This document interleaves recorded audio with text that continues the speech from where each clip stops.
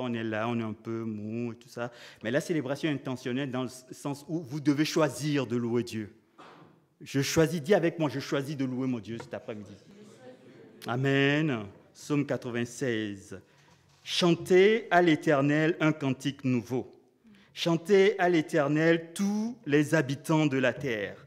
Chantez à l'Éternel, bénissez son nom. Annoncez de jour en jour son salut. Racontez parmi les nations sa gloire. Parmi tous les peuples ses merveilles.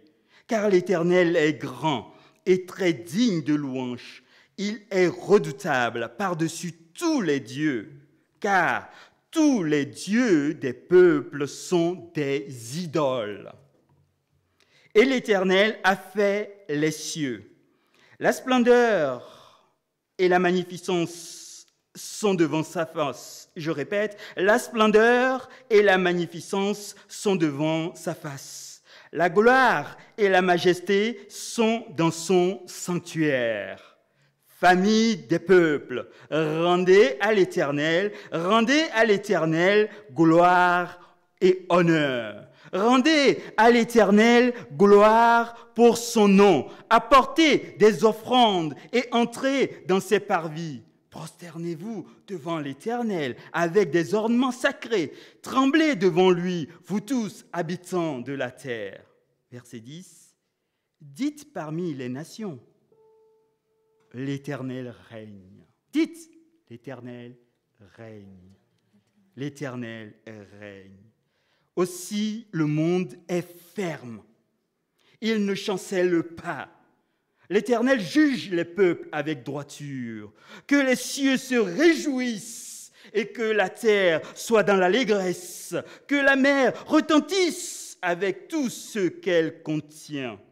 Que la campagne s'égaye avec tout ce qu'elle renferme. Que tous les arbres des forêts poussent des cris de joie devant l'Éternel, car il vient pour juger la terre. Il jugera le monde avec justice et les peuples selon sa fidélité. Dis avec moi, selon sa fidélité. Veux-tu te lever qu'on puisse prier et laisser maintenant ce moment de louange? Nous voulons louer notre Dieu. Nous voulons louer celui qui a la capacité à changer les circonstances de nos vies.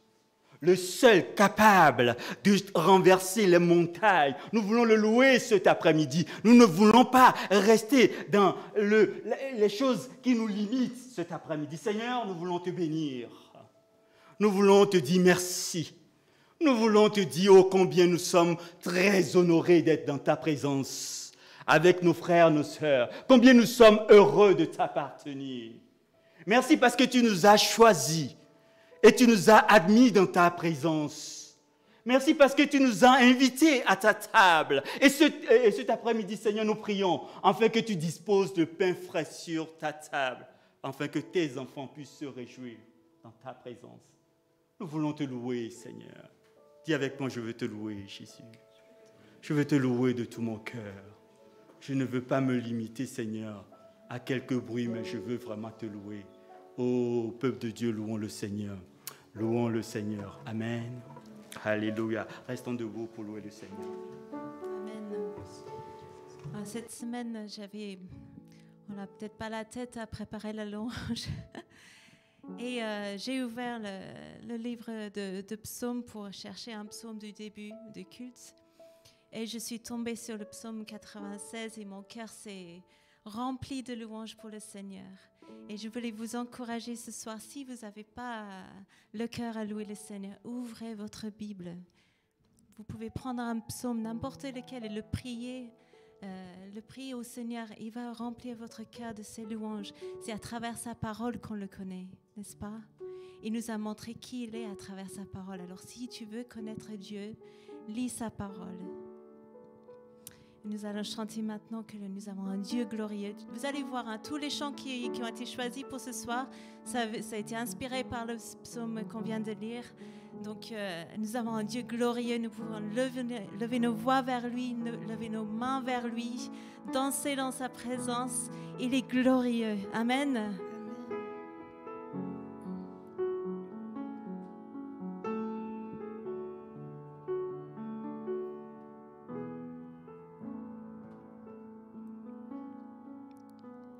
Considère le mystère, vois la croix est vide, vois le ressuscité, victorieux et fort, aucun ne le surpasse, nul n'est si puissant, le Sauveur a vaincu le pouvoir de la mort, glorieux. Mes yeux ont vu la gloire de Dieu puissant, glorieux. Il est plus grand que tous les rois du monde. Considère le tombeau, vois le Dieu vivant, vois le ressuscité,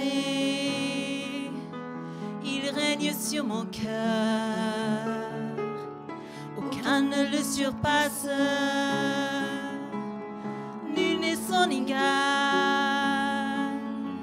l'espoir de son retour remplit tout l'univers, glorieux. Mes yeux ont vu la gloire du Dieu puissant, glorieux. Il est plus grand que tous les rois du monde, glorieux.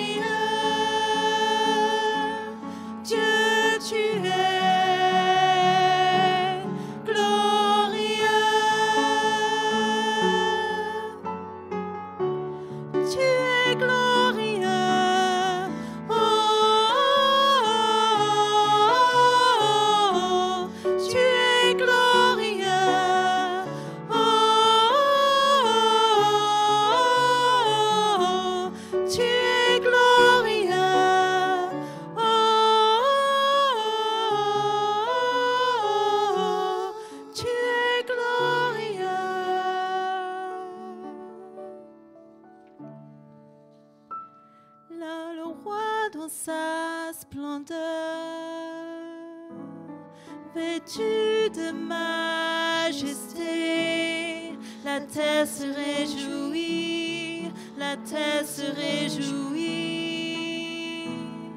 Il est paré d'éclat,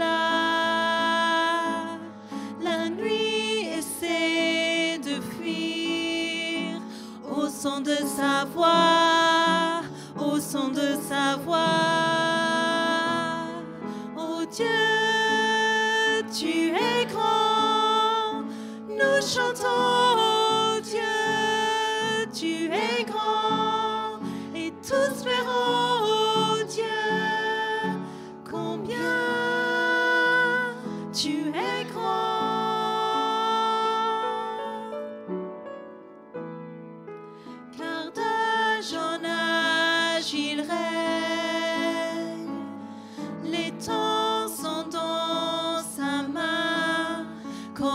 commencement et fin, commencement et fin.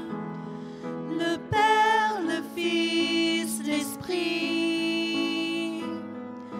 Trinité divine, le lion et l'agneau, le lion et l'agneau. Oh Dieu, tu es grand, nous chantons, oh Dieu, tu es grand, et tous verront, oh Dieu, combien tu es grand.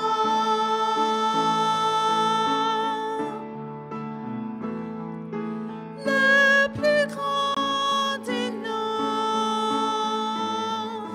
digne de louange, mon cœur s'écrie, oh Dieu, tu es grand.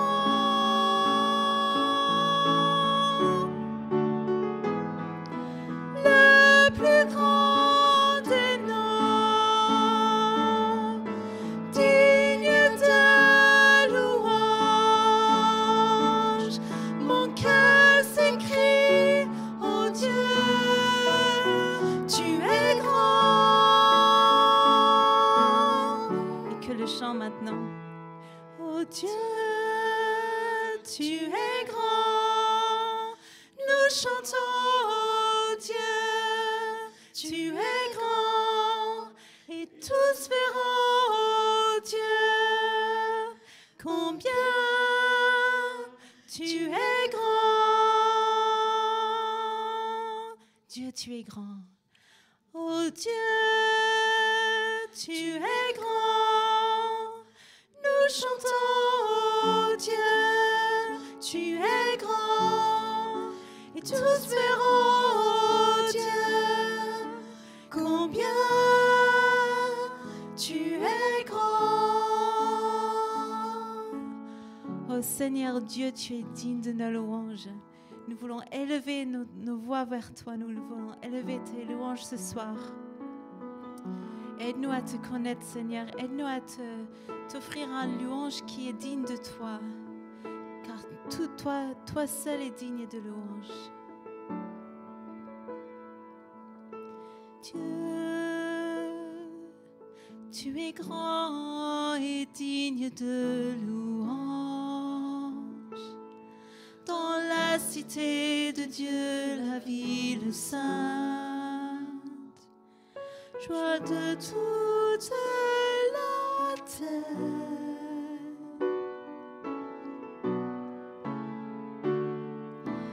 Dieu, tu es grand, toi qui nous donnes la victoire. Tu nous aides à vaincre l'ennemi. Nous plions le genou.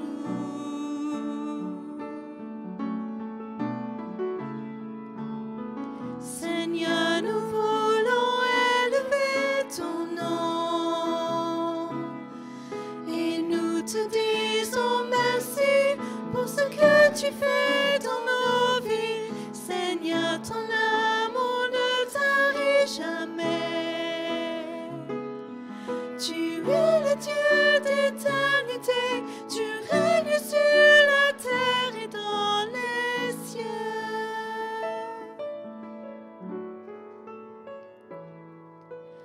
Dieu, tu es grand et digne de louange. Dans la cité de Dieu, la ville sainte, joie de toute la terre.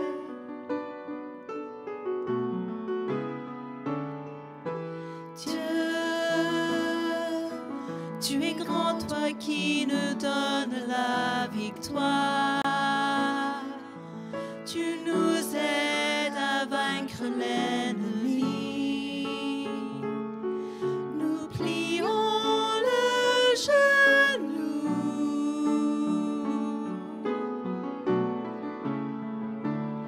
Seigneur, nous voulons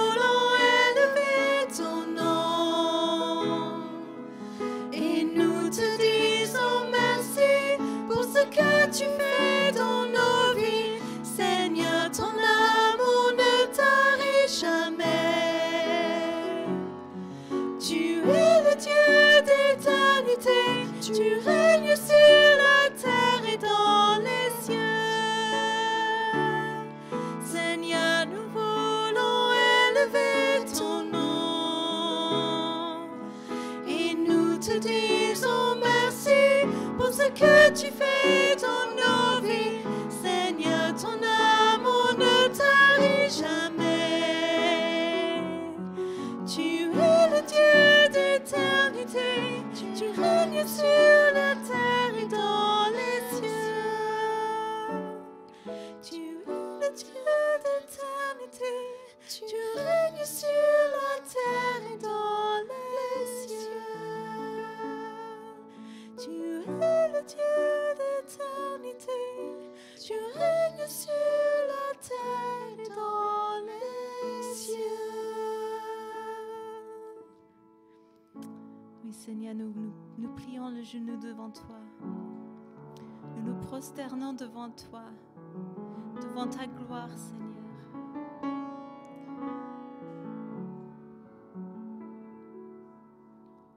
À genoux devant ta face, je te loue, ô Dieu de grâce. Prosterné, ô Seigneur, je te donne tout mon cœur.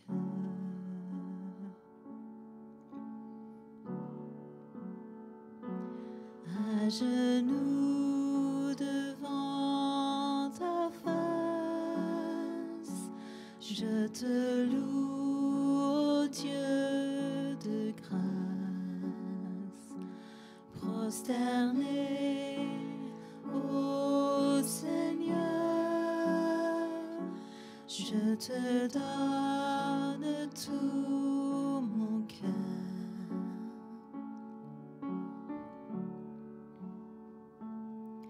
Tu es Dieu souverain, les temps sont dans ta main, et je chanterai encore.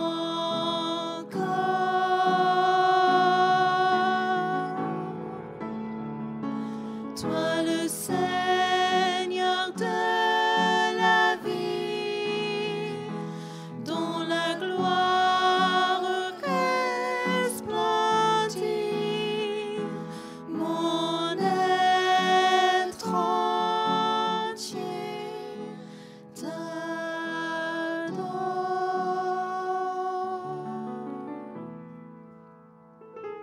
À genoux devant ta face, je te loue, ô Dieu de grâce. Prosterné, ô Seigneur, je te donne tout mon cœur. Alors que la musique continue à jouer, je vous invite à, avec vos propres mots, louer le Seigneur, ou peut-être que vous avez envie de vous tourner justement vers les psaumes pour le louer. Nous pouvons le faire tous ensemble, et puis s'il y en a un ou deux qui veulent élever le voix pour adorer le Seigneur et apporter la louange de toute l'assemblée, nous pouvons le faire maintenant. Oh Jésus. Amen.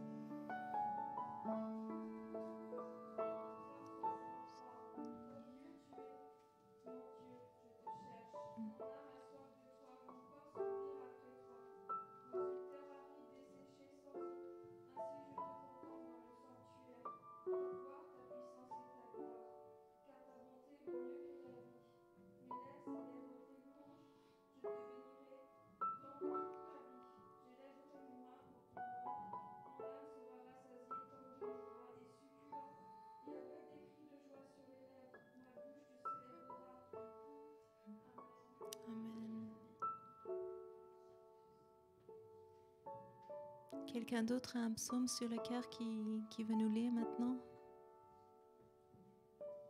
Le psaume 73, verset 28. Pour moi, mon bien,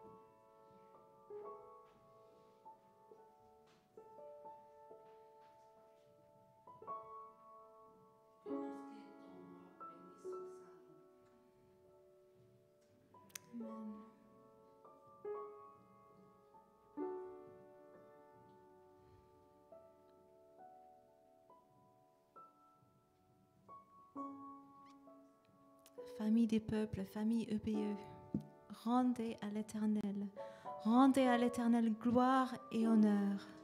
Rendez à l'Éternel la gloire due à son nom. Apportez-lui des offrandes et entrez dans ses parvis. Prosternez-vous devant l'Éternel avec des ornements sacrés. Tremblez devant lui, habitants de toute la terre.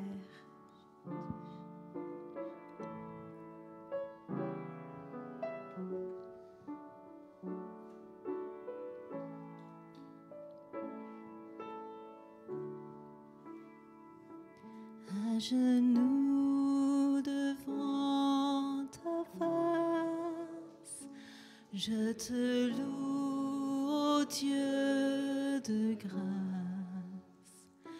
Prosterné, ô Seigneur, je te donne tout mon cœur.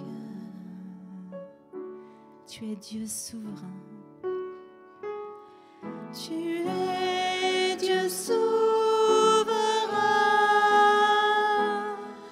les temps sont dans ta main, et je chanterai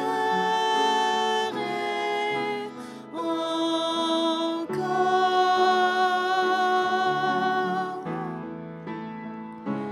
Toi le Seigneur de dont la gloire resplendit, mon être entier t'adore.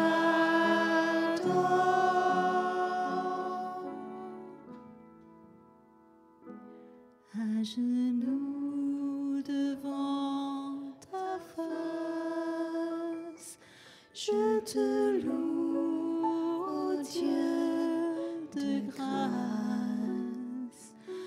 Prosterné, ô Seigneur, je te donne tout mon cœur. À genoux devant ta face, je te loue, ô Dieu de grâce. Prosterné, ô Seigneur, je te donne tout mon cœur.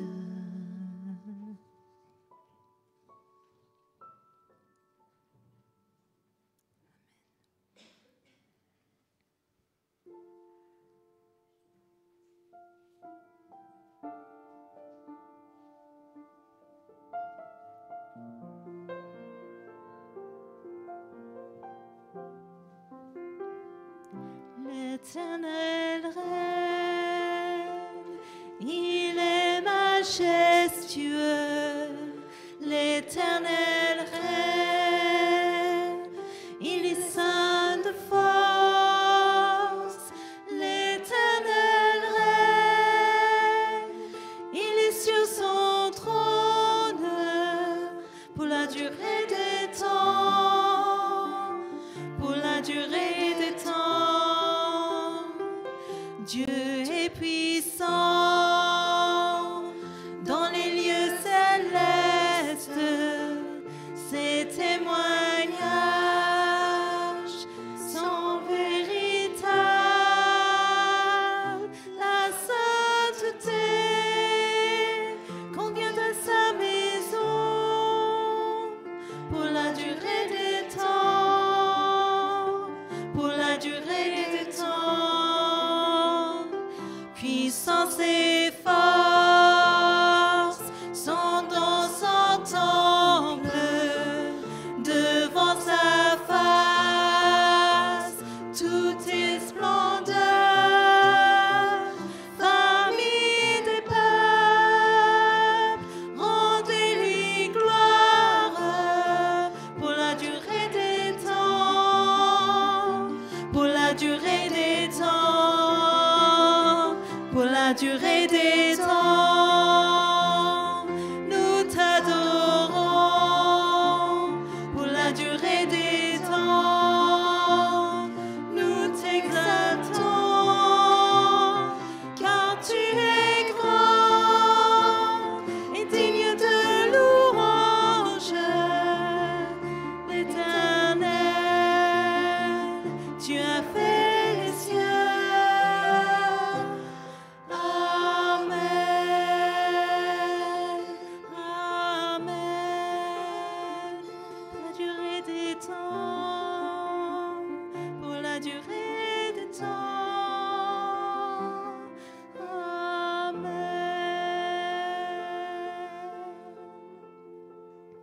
Oui, Seigneur, tu es le Seigneur de tous les temps. Tu es le Seigneur de mon passé. Tu es le Seigneur de mon présent. Tu es le Seigneur de mon avenir. Tu as tout dans ta main, Seigneur. Merci parce que tu es infini, tu es éternel. Je te loue, Seigneur. Amen. Nous allons continuer la louange en participant au repas du Seigneur. Nous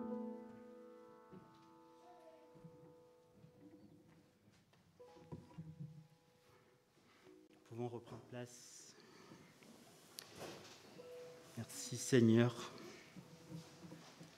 C'est ce moment si important pour nous, en tant que famille, de célébrer le repas du Seigneur. Et quelques éléments d'introduction, de contexte, avant de partager le pain et le fruit de la vigne, concernant le repas du Seigneur. D'autres diront la Sainte Seine, la Seine. Nous savons que c'est le Seigneur Jésus, quelques heures avant sa souffrance, sa mort, et sa résurrection, et son élévation, qui a institué le repas du Seigneur. C'est pour cela qu'on l'appelle le repas du Seigneur. Nous le savons. Et quand on sonde les Écritures, c'est important de comprendre, parce que ce n'est pas juste une cérémonie plutôt, ou un acte qu'on fait sans réfléchir, ni sans peser l'importance de ce que nous sommes en train de faire. C'est vraiment le repas du Seigneur. Et il y a des aspects très importants, très profonds dans le repas du Seigneur. Le repas du Seigneur, je voudrais juste qu'on puisse voir. Nous avons la victoire dans le repas du Seigneur. Nous avons, j'ai noté, l'amour manifesté de Jésus sur la croix dans le repas du Seigneur.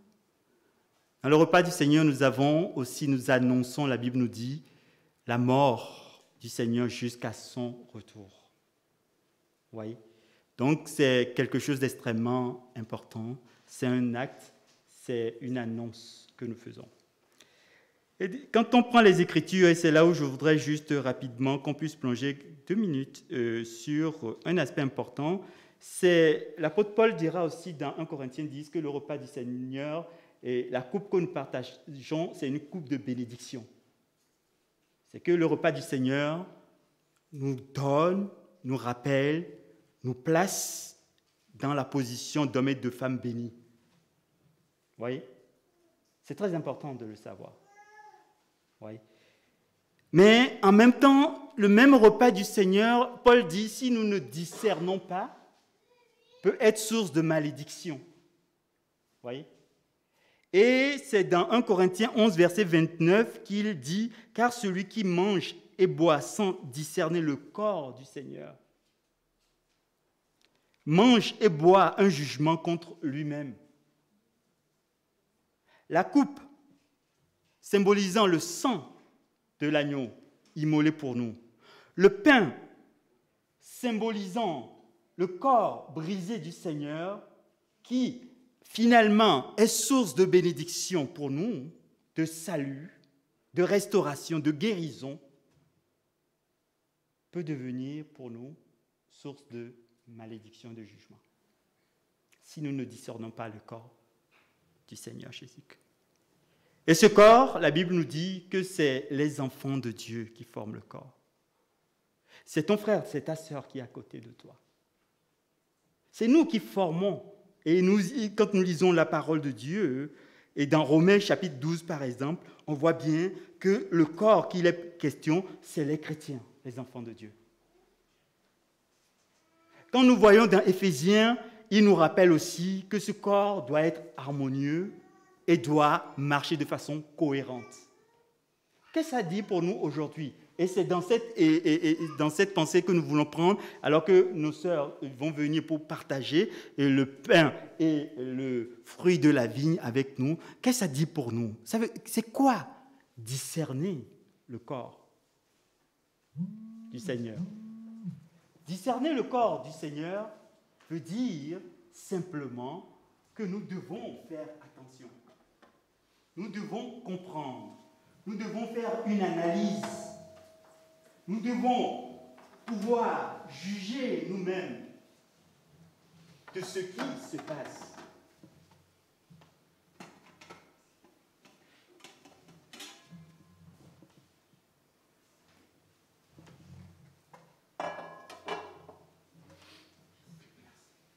Discerner le corps du Seigneur, et la Bible dit que le corps ne peut fonctionner que dans l'amour, c'est de ne pas retenir dans nos cœurs des rancœurs, des tristesses. Vous pouvez partager les éléments pour qu'on ne perde pas le temps. Pourquoi? Parce que la croix est une manifestation, une des grandes merveilleuses manifestations de l'amour de Dieu pour nous. Je ne sais pas l'état de ton cœur cet après-midi. Je ne sais pas ce qui, aujourd'hui, te bloque et qui peut être source pour toi de non-discernement du corps du Seigneur. Mais je t'en supplie, saisis l'opportunité. Remets de l'ordre dans ta vie. Ouvre ton cœur à nouveau à ce que la grâce surabondante de Dieu manifeste la vie en toi. Afin que ce repas ne soit pas source de malédiction et de jugement pour toi.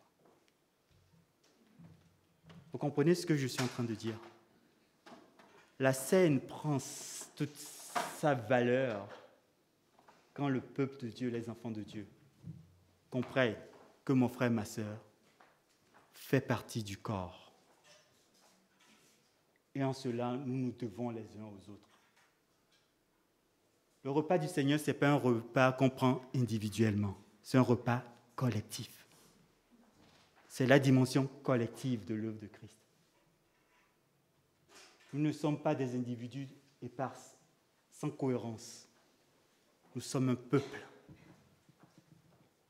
Vous comprenez ce que je suis en train de dire? C'est pour cela que nous avons obéi. C'est pour cela que tu es là aujourd'hui.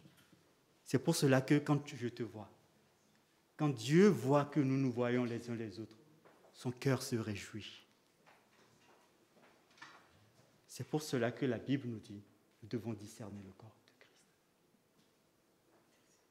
Donc quand tu reliras 1 Corinthiens, chapitre 11, et que tu t'arrêteras sur ce passage, sache que tu dois prendre encore un peu de temps pour savoir le corps. C'est mon frère, ma sœur. Je me dois à mon frère. Je me dois à ma sœur.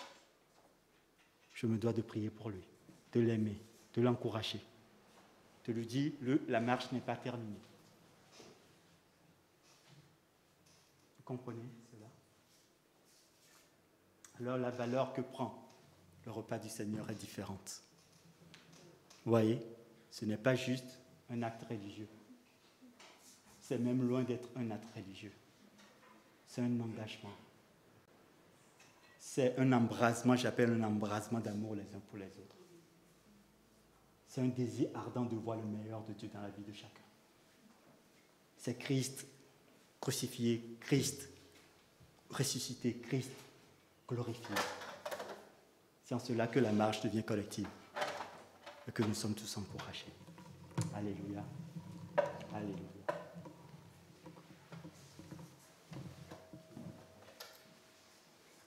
Est-ce que chacun d'entre nous, ceux qui sont baptisés, ont obéi à la parole par immersion en tant qu'adultes? Parce qu'on a choisi à un moment donné d'obéir. Pouvez-vous vous lever, frères et sœurs, qu'on puisse prendre le repas collectivement?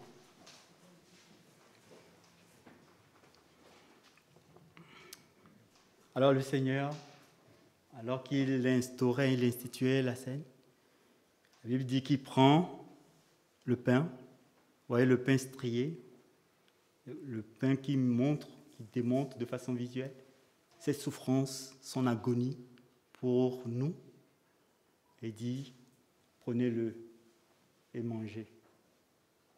Faites corps avec cela et rappelez-vous que j'ai souffert pour vous.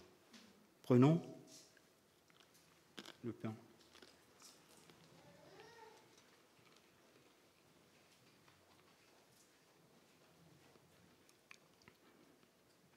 Bible nous dit, et le Seigneur, après avoir pris le pain, fait passer la coupe. Dans la coupe, il y a le fruit de la vigne qui symbolise son sang qui sera versé pour nous, qui est versé pour toi, qui est versé pour moi. Ce sang m'a purifié, ce sang te purifie. Ce sang m'a lavé, ce sang te lave. Ce sang m'a restauré. Ce sang est alliance entre celui qui a créé toutes choses et sur ma vie. Et nous le prenons en nous souvenant de ça.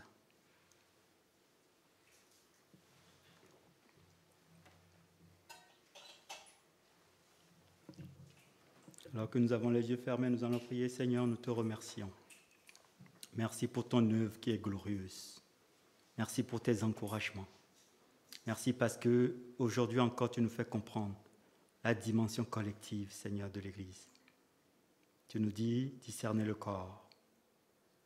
Enseigne-nous par ton esprit à discerner ton corps, à marcher ensemble, à vivre véritablement, Seigneur, cette dimension que ton esprit produit dans nos cœurs, dans nos vies et dans la communauté.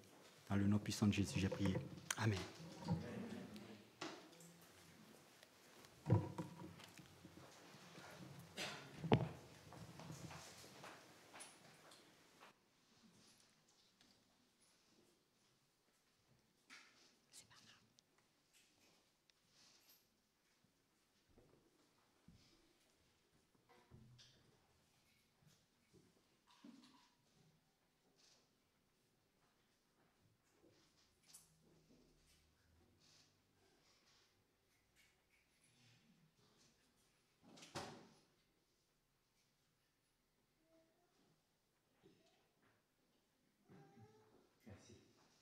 Merci frère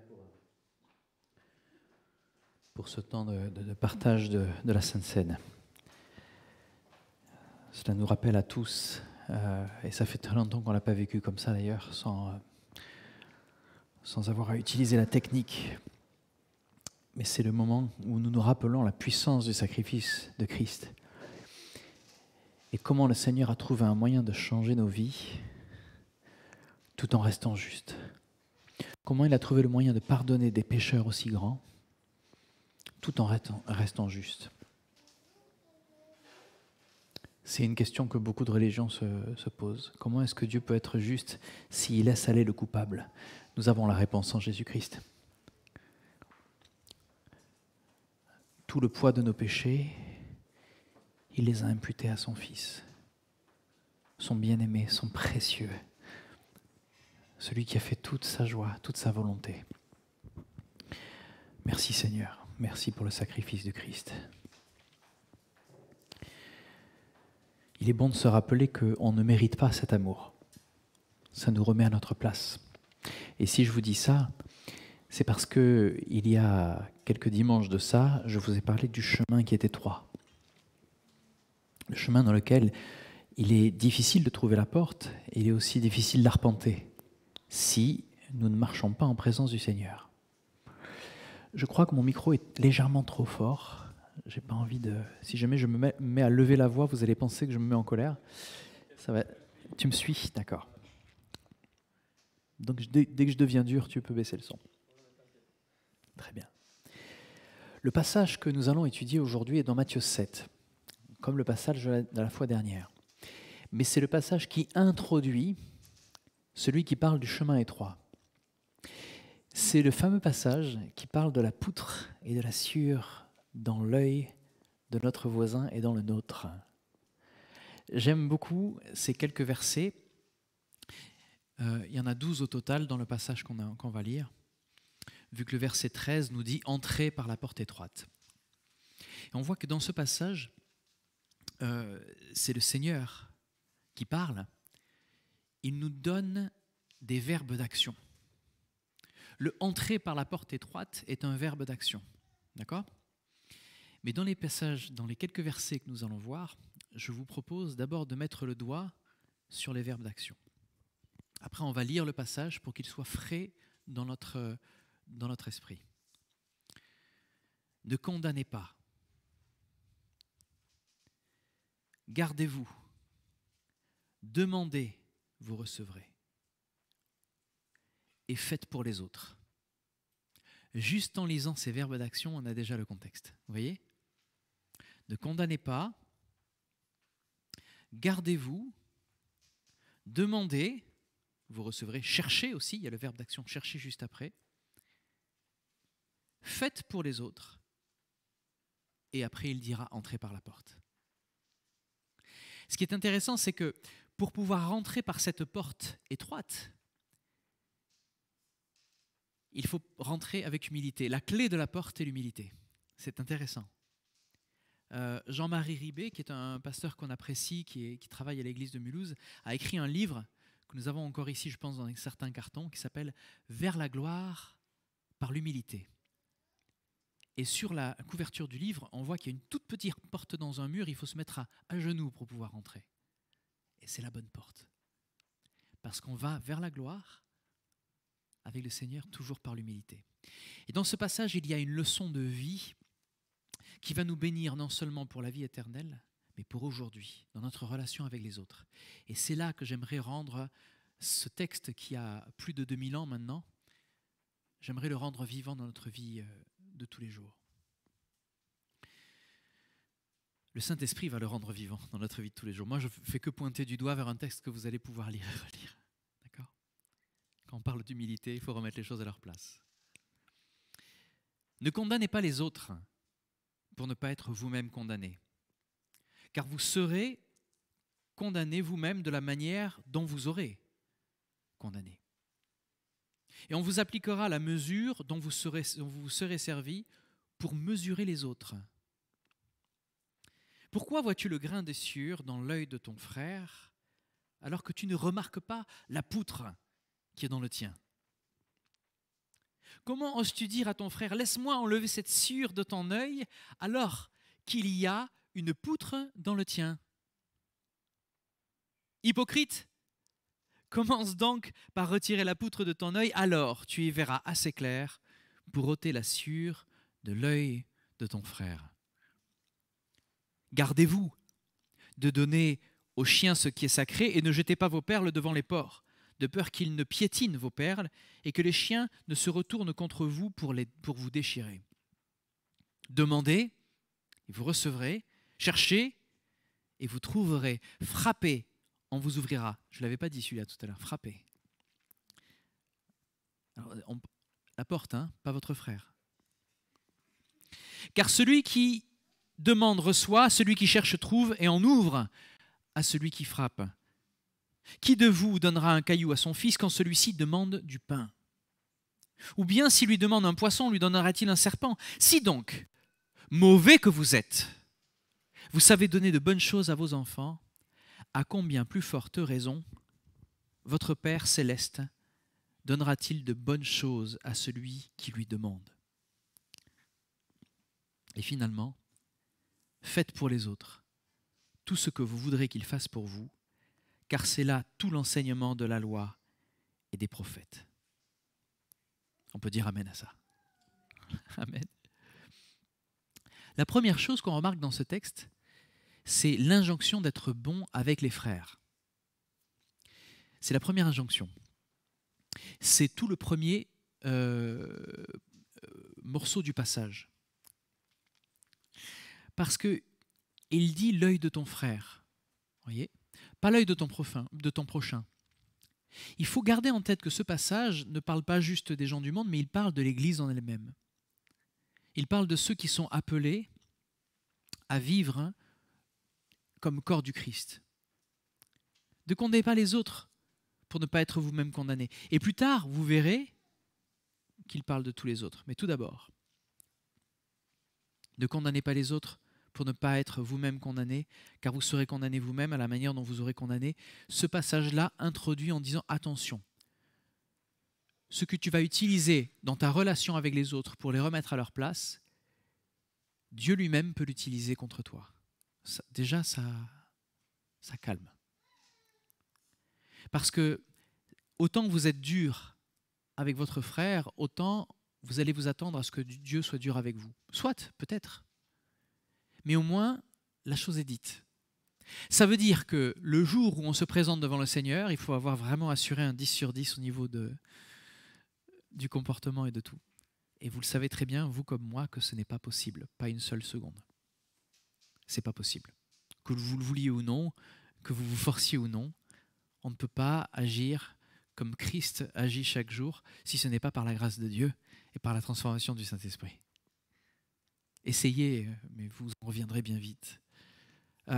Donc là, ce passage s'adresse à ceux qui, je crois, essaient par leur force d'être un petit peu plus royalistes que le roi, un peu plus légalistes que les législateurs.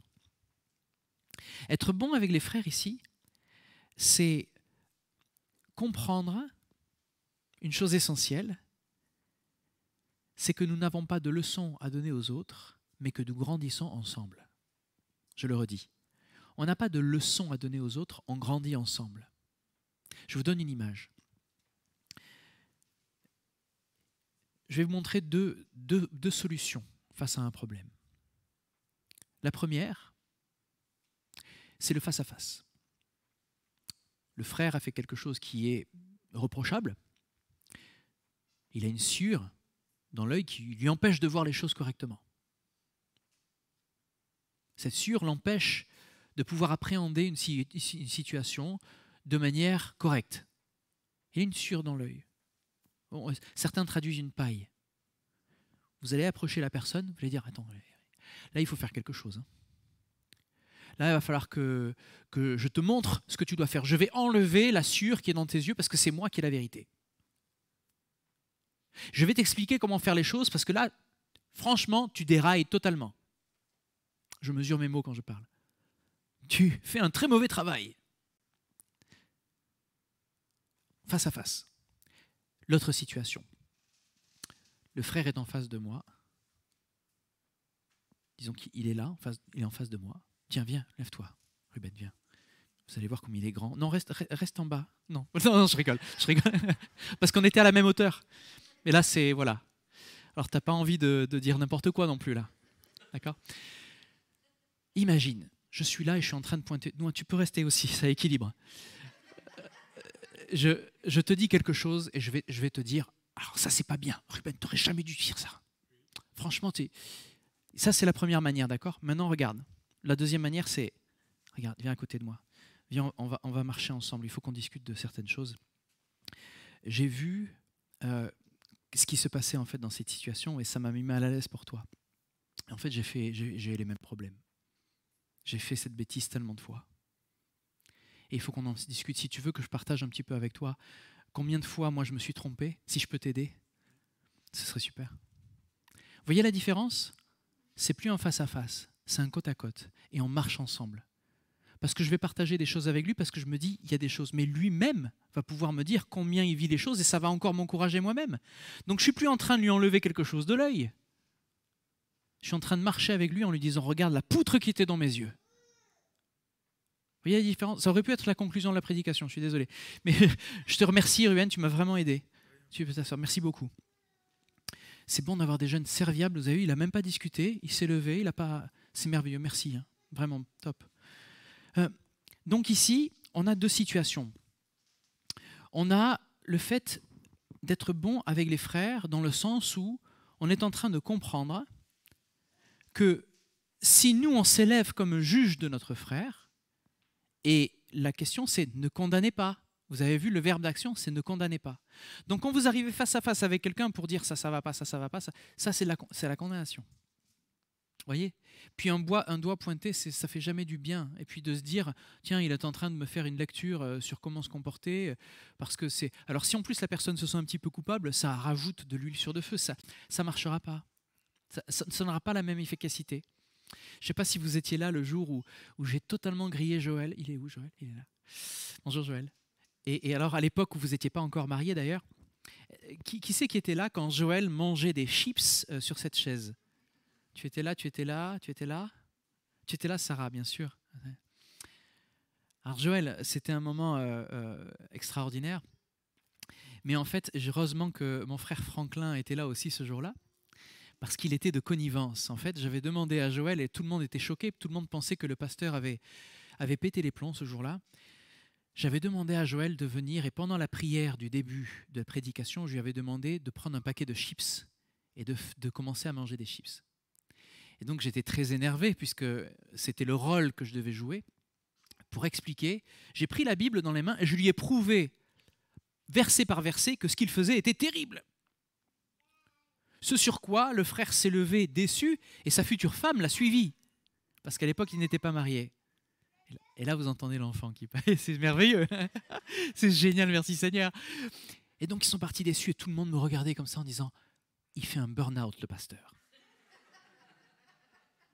Et d'autres personnes dans l'assemblée qui étaient assis là où vous êtes, Nalissou, c'est « Il a raison, le pasteur. Le jeune, il n'a pas le droit de faire des choses comme ça. Et c'est pas juste. On devrait lui dire que c'est pas possible. » Et alors, ce jour-là, c'était du caviar, les amis. Parce que ce qui s'est passé, c'est que... Alors, pour vous dire comment ça s'est terminé, je dis, mais n'ai-je pas raison?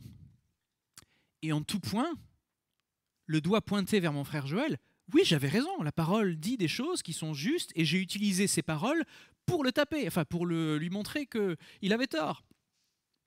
Sur ce, il est parti, il était déçu, il était triste, évidemment, on ne peut pas vous pointer du doigt comme ça et vous vous dites, oh oui, d'accord, non. Non, on a quand même, on traite les frères de manière égale. On n'est pas au-dessus des autres. Ce sur quoi je me tourne vers l'assemblée en disant « Frère Franklin, n'ai-je pas raison ?» Et Franklin se lève avec toute la sagesse qui le caractérise. Il dit « Oui, bien sûr, mais ce n'est pas comme ça qu'il va comprendre. Oui, bien sûr, mais ce n'est pas comme ça qu'il va comprendre. » Et je me rappelle de cette phrase parce que je ne t'ai même pas soufflé les mots. Tu l'as trouvé. Et c'était beau parce que à ce moment-là, on a tous applaudi la prestation théâtrale de notre frère Joël, qui était magnifique. Tu manges des frites super bien. C'était très crédible. Et donc, tout le monde était détendu comme vous l'êtes là maintenant, avec le sourire aux lèvres. Et on s'était rendu compte qu'en effet, c'était pour un petit peu choquer les pensées et de vous montrer qu'on ne peut pas utiliser la parole comme une arme pour aller pointer et s'élever au-dessus des autres en juge et en moralisateur. Donc, ce jour-là, évidemment, on avait fait cela pour marquer et choquer les mémoires, pour se rendre compte que dans le royaume de Dieu, les choses ne peuvent pas se passer de cette manière-là. Et on n'aura jamais un bon résultat si jamais on impose des vérités bibliques avec un cœur qui n'a pas décidé de marcher à côté du frère. Rappelez-vous, enseignez-leur à observer tout ce que je vous ai écrit. Ce n'est pas faites-leur des cours en haut d'une chaire. Enseignez-leur, accompagnez-les, prenez-les par la main. Ça va prendre des années, ça va peut-être prendre une vie pour les aider à avancer sur ce chemin qui est difficile. Mais arpenter ce chemin, c'est d'abord prendre la clé de l'humilité pour se rendre compte qu'on marche ensemble. Donc ce premier passage ici, il s'agit d'aimer les frères. Tout d'abord les frères. Si je vais un petit peu plus loin, et c'est le verset 12 qui nous apprend ça, il est impressionnant de voir que, c'est un écho de Luc 6 qui dit exactement la même chose, faites aux autres ce que vous aimeriez qu'on vous fasse. Il est écrit ici, car c'est là tout l'enseignement de la loi et des prophètes. Quel est l'autre verset qui dit, car ceci résume toute la loi et les prophètes? C'est aimez-vous les uns les autres. Aimez-vous les uns les autres. Et aimez Dieu de toute votre force, de tout votre cœur, de toute votre pensée. Parce que cela rassemble toute la loi. Vous exécutez, en fait, vous accomplissez la loi, vous l'accomplissez si vous aimez les autres comme vous-même. Et là, c'est faites pour les autres. Donc, ce sont des verbes d'action. Donc, est-ce que vous aimeriez qu'on vienne vous trouver avec « Attention, tu n'as pas fait ça ». Alors, je parle aussi aux parents quand ils enseignent leurs enfants. C'est très simple en position de père de dire « Tu ne dois pas faire ça, c'est inadmissible ».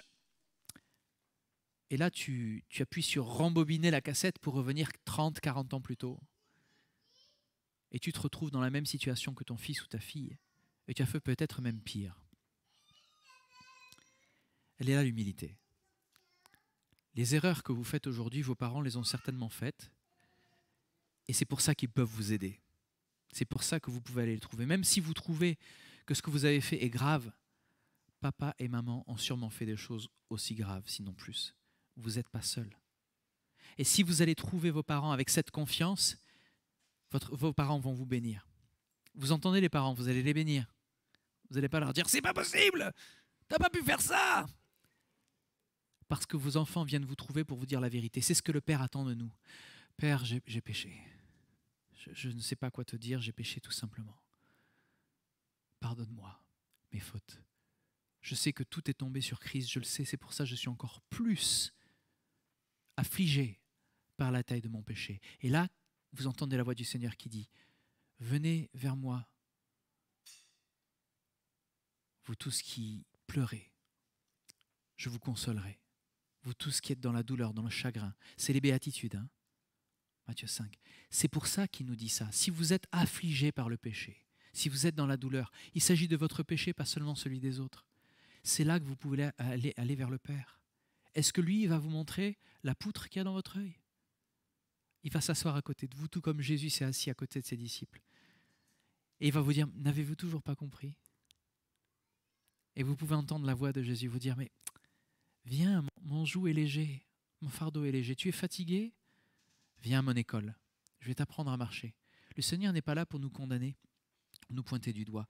Donc être bon avec les frères, c'est aussi être bon avec tous les hommes. Verset 12, faites pour les autres, pas juste pour les frères. C'est là que le témoignage chrétien est puissant. Faites pour les autres tout ce que vous voudriez qu'on fasse pour vous, car c'est là tout l'enseignement de la loi et des prophètes. Quand vous allez approcher quelqu'un, très très souvent c'est très difficile, très souvent. Quand vous parlez avec des gens qui ont même la peur du conflit, c'est peut-être votre cas, vous avez la crainte d'un conflit, donc vous évitez le conflit en n'allant pas voir la personne. Le meilleur exercice que vous pouviez faire, c'est vous mettre dans la situation où la personne se trouve et se dire « Quand est-ce que j'ai fait une erreur aussi importante que ça? Quand est-ce que j'ai fait une erreur similaire à la personne? À quel moment j'ai pu faire quelque chose comme ça? Ou moins quelque chose qui se rapproche. Même si ce que vous voyez est très très grave, vous dites à quel moment il m'est arrivé de faire ça? Parce que à partir du moment où vous avez la réponse à cette question, vous avez gagné le droit de vous asseoir à côté de la personne et de discuter avec elle. Mais si c'est en venant avec un esprit en disant « moi j'ai raison, toi t'as tort, je vais te montrer dans la Bible pourquoi », alors déjà de sortir la Bible à ce moment-là, ce n'est pas le meilleur moment, mais c'est d'admettre d'abord soi-même qu'on a eu cette poutre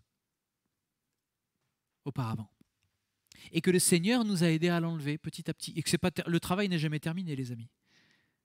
Jamais. Même si vous êtes sorti d'un péché récurrent, vous savez très bien que des fois vous êtes très tenté de retomber dedans. Si vous étiez colérique et violent, quand il y a des moments où vous êtes sous pression, eh bien, si la colère et la violence commencent à monter, vous n'êtes pas étonné.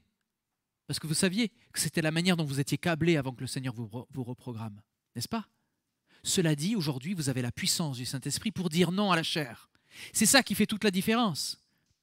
Autant il y a ce péché latent parce que nous sommes encore dans la chair. Paul le dit, tant que nous sommes dans ce corps, c'est comme ça. Mais nous serons libérés un jour, il n'y aura plus de larmes, plus de pleurs. Le péché n'aura plus aucune influence. Le péché peut essayer de nous influencer, mais nous avons la puissance aujourd'hui.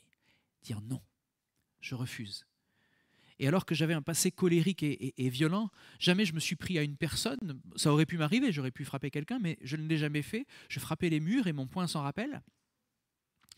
Et cassé. Eh bien aujourd'hui, quand cette colère remonte, je sais d'où elle vient du passé.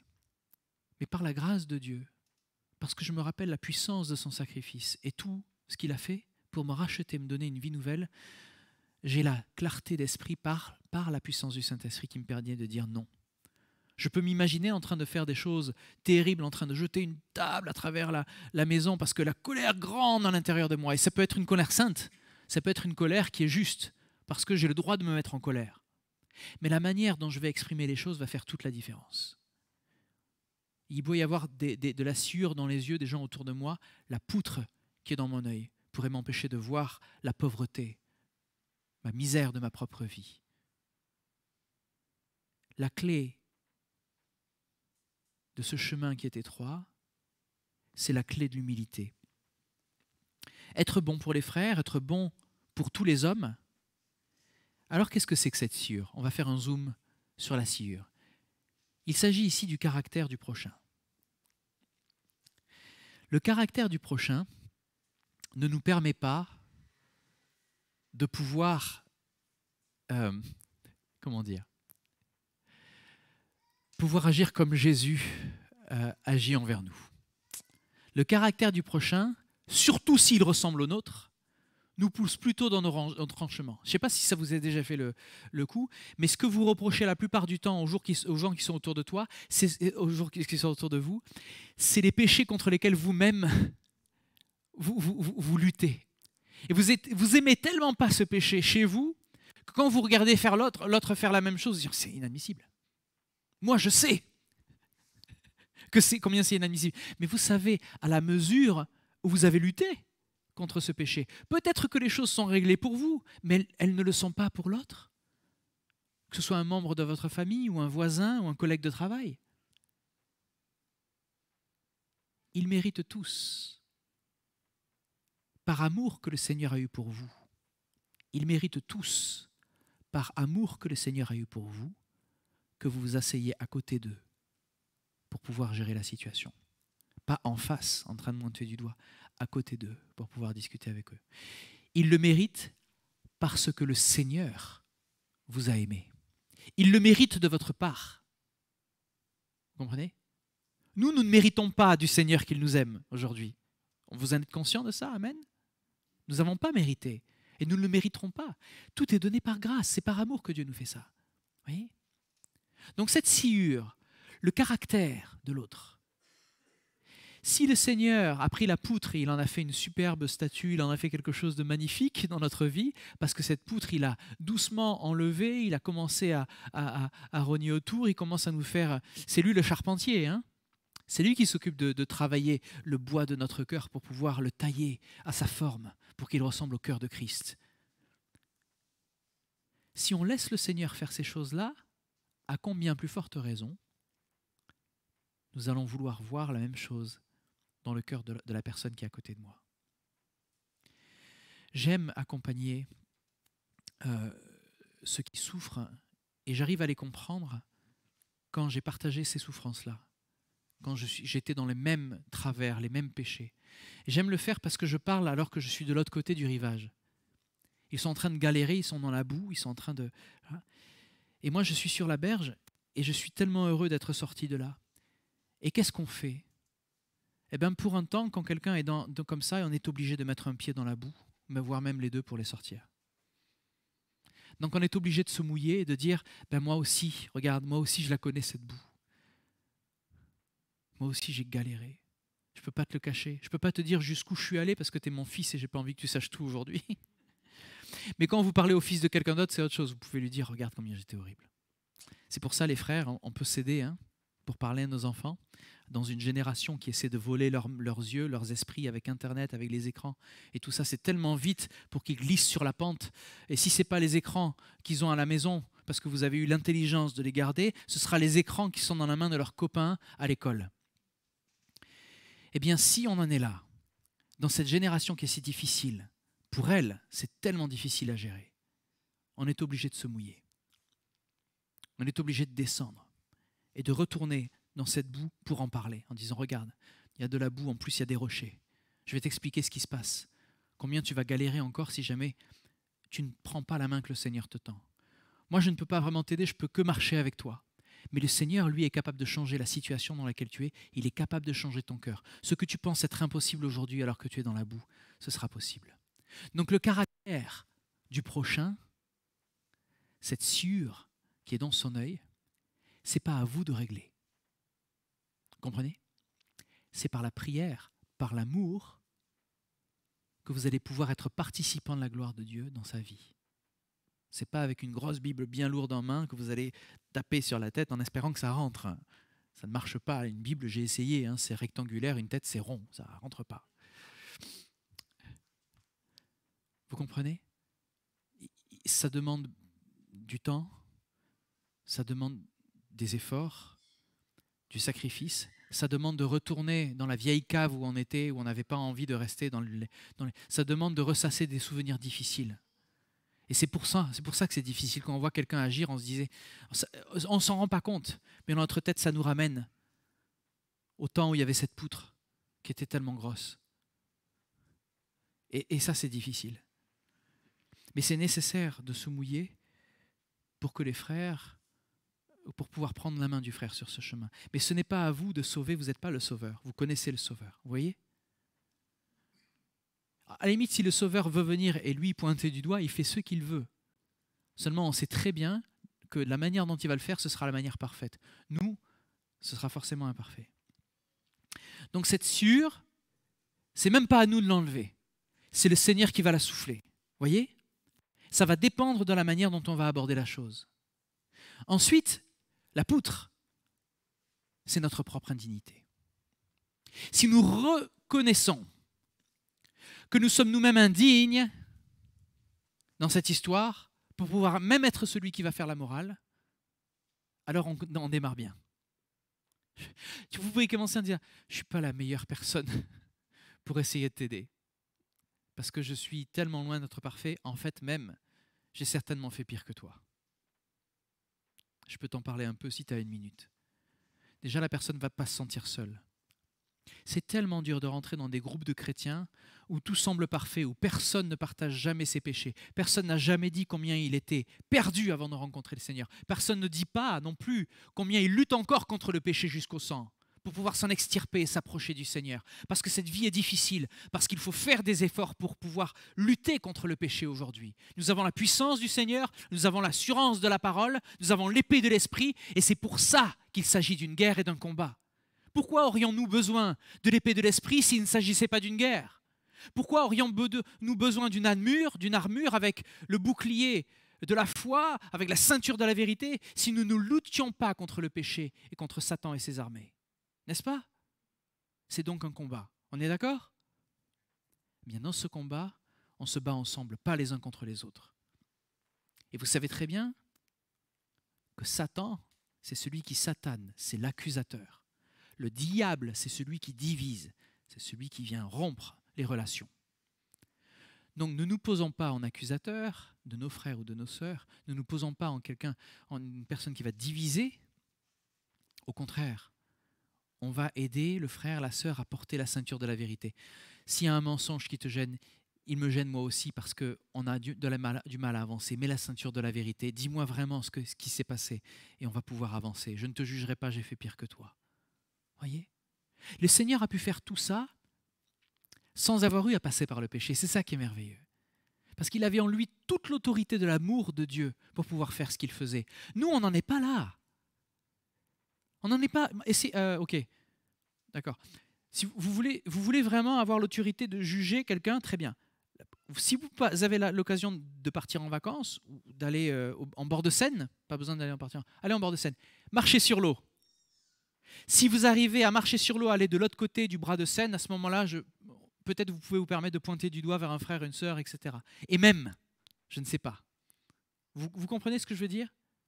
Le Seigneur, il restera toujours là. Nous, on est là. Mais ce qu'il a décidé, c'est vous êtes assis avec moi dans les lieux célestes. Mettez-vous au niveau. Voyez? C'est lui qui nous dit, regarde, moi je suis dans les lieux célestes, je t'invite à t'asseoir avec moi maintenant, aujourd'hui, où je règne. C'est lui qui nous élève là.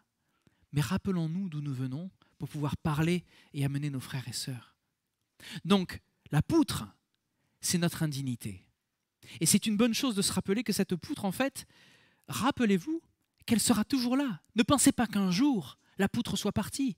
Même s'il restait une sciure dans votre œil, et il en restera. Bien sûr, nous sommes toujours imparfaits. C'est pour ça qu'on a besoin de la miséricorde de Dieu. C'est pour ça qu'on a besoin de la grâce.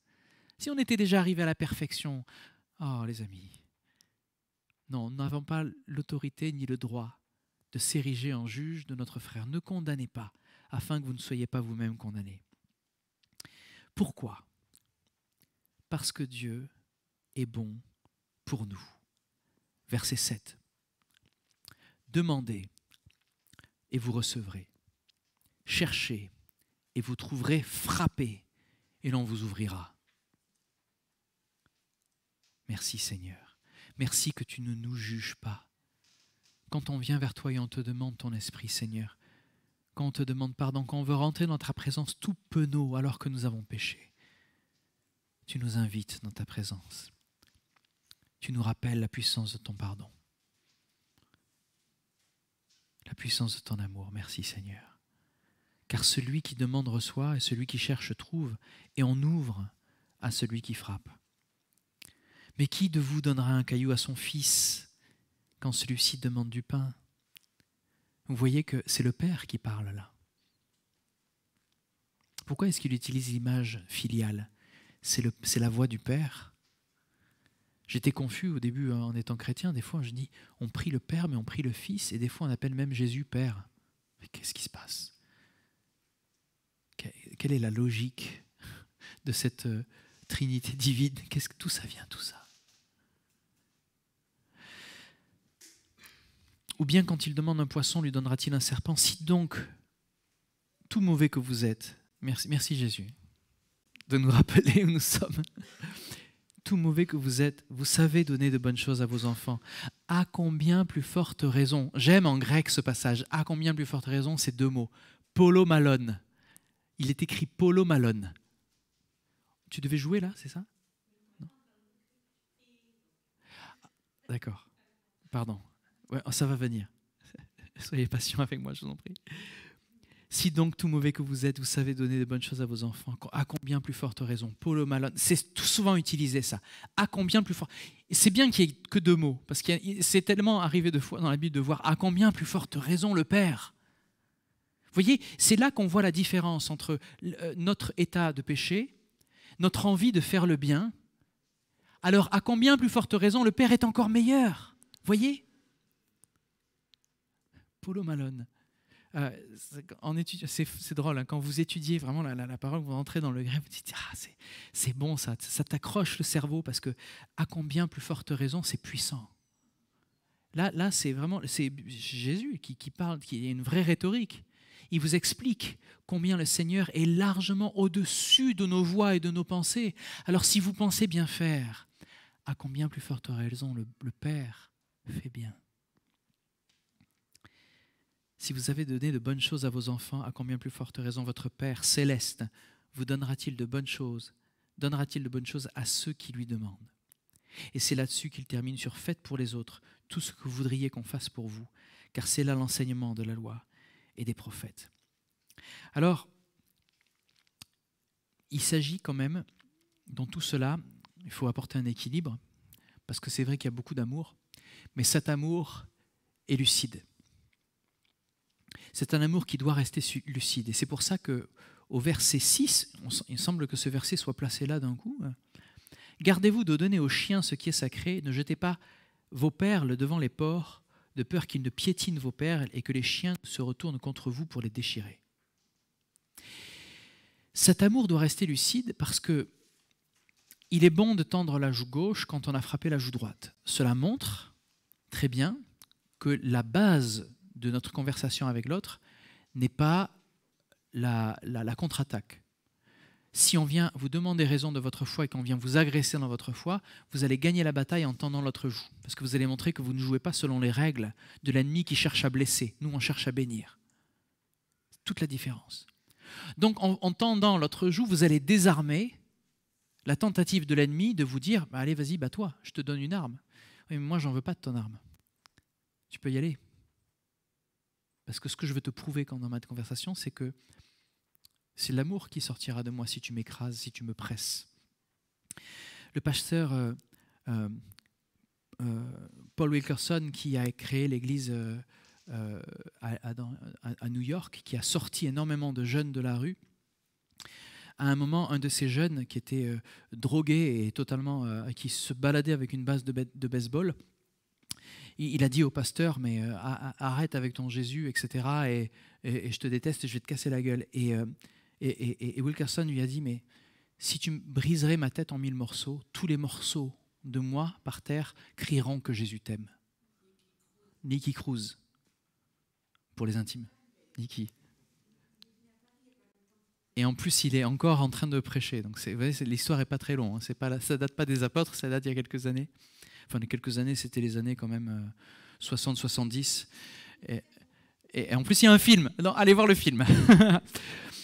Mais voyez la nature de l'échange. Le pasteur il aurait pu dire, mais c'est pas bon les gars, vous faites mal, vous allez dans le mur, etc. Moi, j'ai essayé ça avec quelqu'un un jour. Je me suis fait démonter. Je dis, tu ne peux pas faire ça à ta femme, tu ne peux pas lui parler comme ça. Le gars, il m'a dit, je ne vous dirai pas ce qu'il m'a dit. Mais j'ai pas pu, c'était faux. Je ne pouvais pas lui dire des choses comme ça. C'était pas la bonne manière de lui parler. Je ne pouvais pas juste lui dire, tu peux pas faire, même s'il ne pouvait pas faire ça à sa femme. Je ne pouvais pas lui dire, pas comme ça. Il ne peut pas comprendre. Tous les morceaux de moi crieront que Jésus t'aime. C'est ça que le monde ne peut pas entendre. Mais s'il l'entend, ça le désarme. Vous allez totalement désarmer tout ce que l'ennemi peut faire. Alors, là, on parle de donner nos perles et de donner aux chiens ce qui est sacré. Il faut se rappeler que pour le peuple juif, un chien et un porc, ce sont des animaux impurs. Chacun est un animal impur. Le porc est un animal impur. Ouais, ça c'est connu. Mais le chien aussi, à l'époque, est un animal. Parce que la plupart des chiens, ils n'avaient pas des chiens à la maison. C'était des chiens errants la plupart du temps. Mais la misère qu'il y avait, vous ne pouvez pas imaginer qu'en plus, ils aillent donner à manger aux chiens. C'est pour ça que la femme syrophénicienne dit même les chiens se contentent des miettes qui tombent de la table des enfants. Parce que oui, il n'y avait que des miettes. Gardez-vous de donner aux chiens ce qui est sacré. Ça veut dire il y a des choses que vous allez pouvoir partager, mais que certains ils vont vous détruire si vous essayez. Donc il y a une différence entre rentrer de la dialectique et rentrer dans une discussion et tendre la joue parce qu'on vous a frappé, et une différence entre s'exposer devant des gens qui foncièrement, vous le savez, sont là pour vous démonter. Il faut choisir son combat, il faut savoir, il faut demander, il faut prier au Seigneur le discernement de savoir où est-ce que je m'arrête, où est-ce que je démarre. Est-ce que le frère, la sœur, est-ce que la personne, mon prochain, est capable d'entendre? Donc c'est pour ça, faites pour les autres ce que vous voudriez qu'on vous fasse. Vous pouvez agir en bonté. D'accord? Mais quand il s'agit d'exposer vos perles, ce que vous avez de plus précieux, est-ce que vous allez vous délivrer, vous mettre à nu devant quelqu'un qui ne vous a rien demandé? Est-ce que vous allez jeter tout ce que le Seigneur a fait dans votre vie pour que la personne vous dise « mais je t'ai jamais rien demandé, mais casse-toi ». Faites attention. Gardez-vous de donner aux chiens ce qui est sacré. Ne jetez pas vos perles devant les porcs, de peur qu'ils ne piétinent vos perles et que les chiens ne se retournent contre vous pour vous déchirer. Mais il fallait cet équilibre. Parce que le Seigneur nous appelle à aimer, mais pas à être stupide. Il nous appelle à avoir du discernement. Et alors, je vais me dire, mais Cyril, mais qui on peut aimer et avec qui on doit... Prie, moi je ne peux pas te dire. En fonction de la personne avec qui tu vas parler, tu sais très bien qu'il y a un moment, il n'y a pas de moment. Et il y a des gens qui, tu le sens avant de rentrer dans la conversation, tu sens que ça va mal tourner déjà. Et donc c'est pour ça que ce discernement, il est nécessaire. Et ce n'est pas un homme ou une femme qui va vous dire oui, tu peux y aller ou non, tu ne peux pas y aller. C'est dans votre relation avec le Seigneur que vous allez pouvoir vraiment discerner ces choses-là. Et on ne peut pas arpenter ce chemin sans que le Seigneur nous éclaire. Donc il faut que cet amour soit lucide. Mais malgré tout, tant que cela puisse se faire, agissons avec les autres de la même manière qu'on aimerait qu'on agisse pour nous. Et s'il s'agit d'aller un petit peu plus loin et d'annoncer l'Évangile, demandons au Seigneur si on a le droit d'utiliser les mots ou s'il faut qu'on en reste aux actions pour le moment. Il y a un temps pour tout. Il y a un temps pour tout et ce temps, cette saison, c'est le Seigneur qui la donne. C'est Saint François d'Assise qui disait « Prêchez l'Évangile de toutes les manières et si nécessaire, alors utilisez les mots. » Si nécessaire, utilisez les mots. Le frère disait qu'en fait, l'Évangile se voit d'abord dans les actes. Donc faisons pour les autres ce qu'on aimerait qu'on fasse pour nous. Ne nous érigeons pas en juge de notre frère, de notre sœur.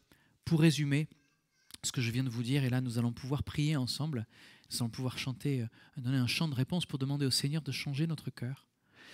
Le Seigneur nous invite dans ce passage à être bons avec les frères, manifestant de la bonté pour ceux qui ont reçu aussi l'Évangile, qui sont capables de comprendre, qu'ils peuvent avoir une sciure dans l'œil, mais rappelons-nous que nous avons une poutre dans la nôtre.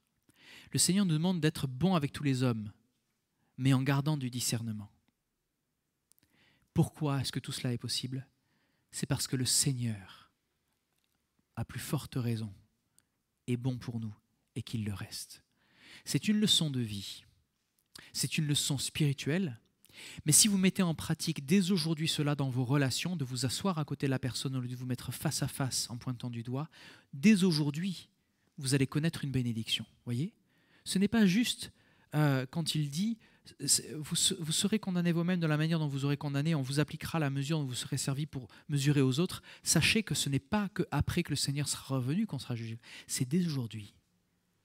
Si on vous voit avec habitude pointer du doigt, les autres vont sans hésitation venir pointer du doigt. Mais si à chaque fois vous vous asseyez à côté de quelqu'un pour essayer de réfléchir au problème ensemble, jamais la personne va venir en essayant de vous condamner, parce que vous n'aurez jamais agi comme ça avec elle. Mais attendez-vous à la réciproque, toujours. Donc si vous donnez de l'amour, qu'est-ce que vous recevez ? La plupart du temps, vous pouvez recevoir de l'amour. Et puis, si la haine continue, l'amour vient la briser, elle vient désarmer l'ennemi. Amen. Voilà, que le Seigneur nous bénisse de ces quelques enseignements, que ça puisse nous guider. Je vous invite à prier. Seigneur, nous avons besoin de lucidité dans nos relations. Donne-nous la lucidité de notre propre cœur, Seigneur, sur notre propre cœur, que nous puissions faire une introspection comme le frère nous demandait de le faire pendant la Sainte Seine, que nous regardions à notre cœur. Il a tellement besoin de toi, ce cœur, Seigneur. Nous avons tellement besoin de ta présence dans notre quotidien, que tu nous rappelles ton amour. Donne-nous aussi, Seigneur, de pouvoir changer la manière dont nous agissons avec notre prochain, que ce soit un frère ou un voisin, un collègue de travail. Donne-nous de pouvoir gérer les choses à ta manière, par ton esprit, et pas selon la chair. Alors nous savons, Seigneur, que tu nous as promis des victoires et des choses qui dépassent notre imagination, ce que l'on peut demander ou même penser, par la puissance qui habite en nous, la puissance de ton Saint-Esprit, celle de ta présence. Alors nous te remettons, Seigneur, tous nos défauts, toutes les poutres qui sont encore dans nos yeux. Te demandons, Seigneur, vraiment de soigner notre cœur et de nous apprendre à nous aimer les uns les autres comme toi-même tu nous as aimés. Merci, Père, de nous apporter cette vie en abondance que tu nous as promis. C'est au nom de Jésus que nous te demandons tout cela. Amen. Soyez bénis.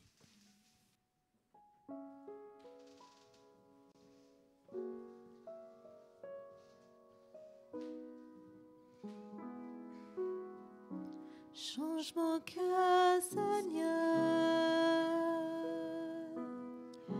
et purifie-moi. Change mon cœur, Seigneur, que je sois comme toi. Change mon cœur.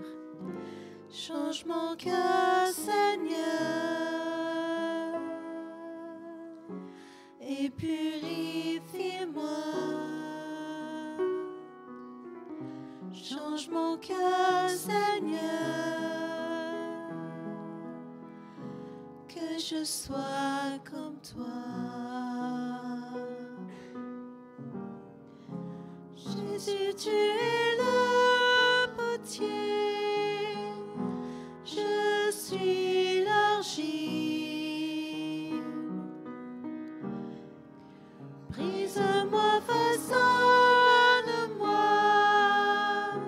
oui, c'est mon désir.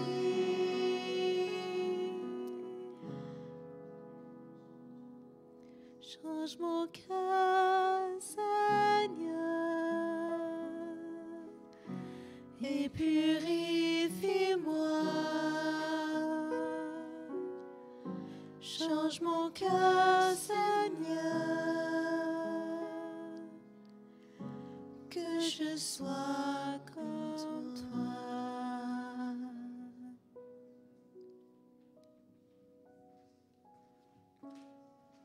Amen.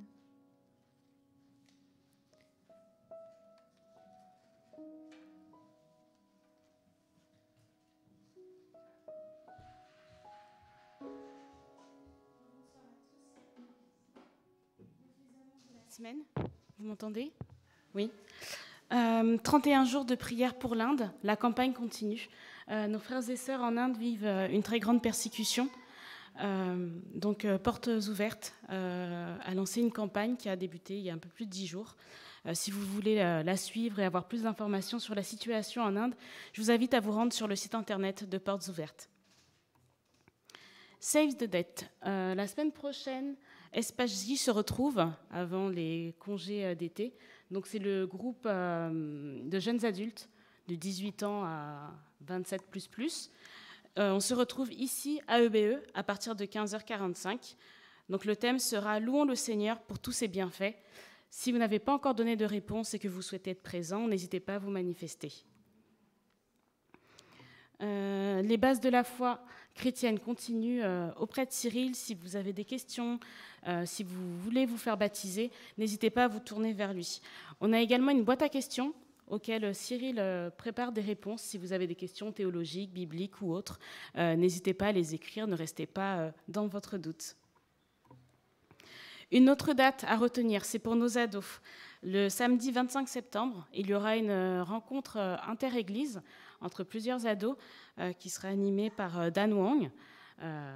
Donc vraiment, si vous avez des ados qui souhaitent avoir un projet dans lequel s'investir dès la rentrée, retenez cette date et puis on vous enverra toutes les communications et informations supplémentaires au fil des semaines à venir. C'est tout pour moi. Si vous souhaitez faire des offrandes, vous pouvez toujours les faire par virement ou plein d'autres moyens. Il y a également une boîte à la sortie, si vous le désirez. Cyril, pour la bénédiction, va arriver. Et je vous souhaite une très bonne semaine à tous.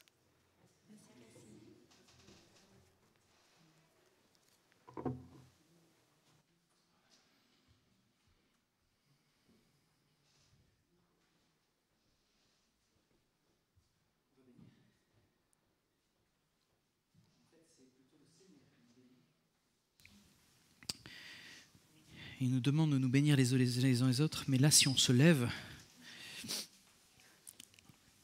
c'est pour lui demander de l'aide. Nous l'avons lu tout à l'heure, demandez, vous recevrez, frappez, on vous ouvrira.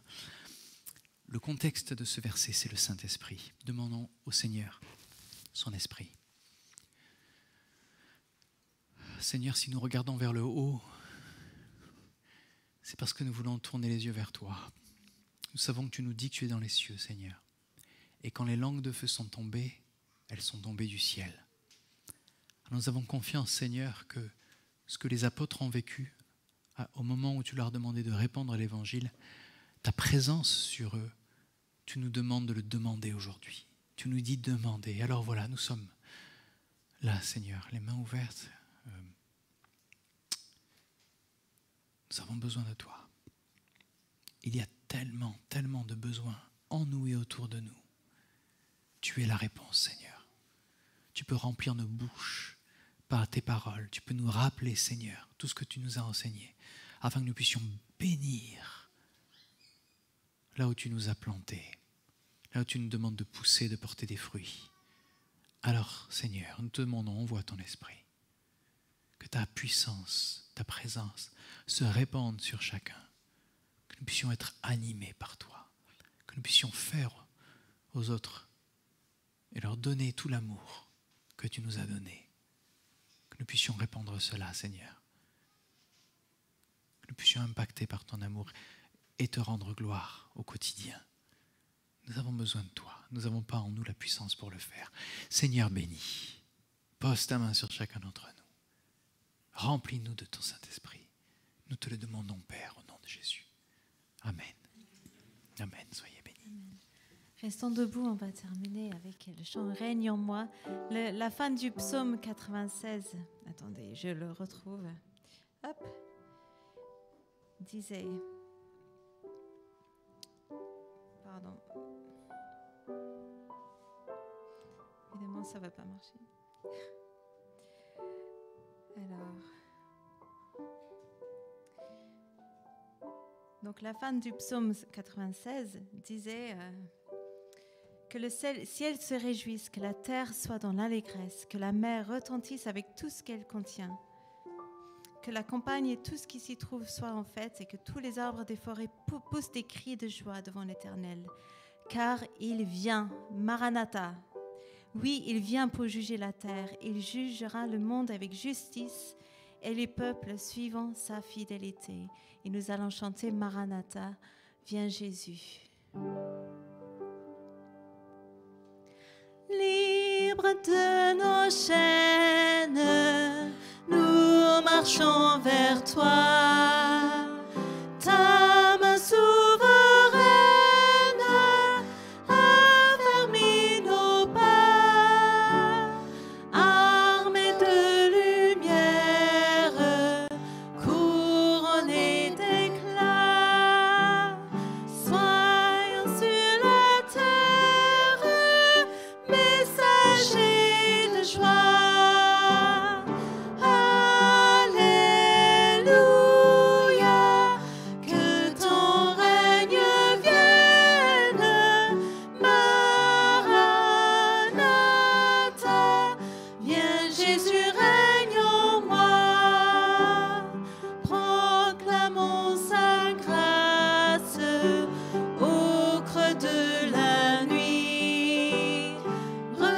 Cherchons sa face au cœur de sa vie, célébrons sa gloire, bénissons la peur, chantons sa victoire, Jésus est vainqueur. Alléluia.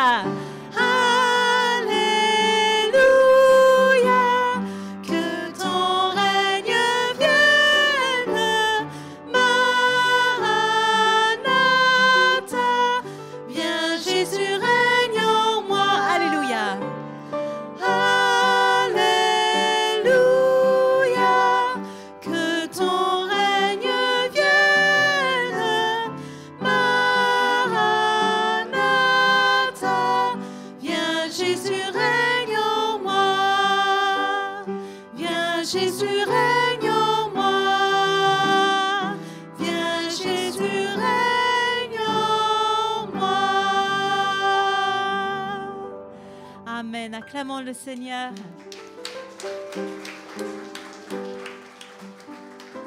Soyez bénis, bonne semaine à tous.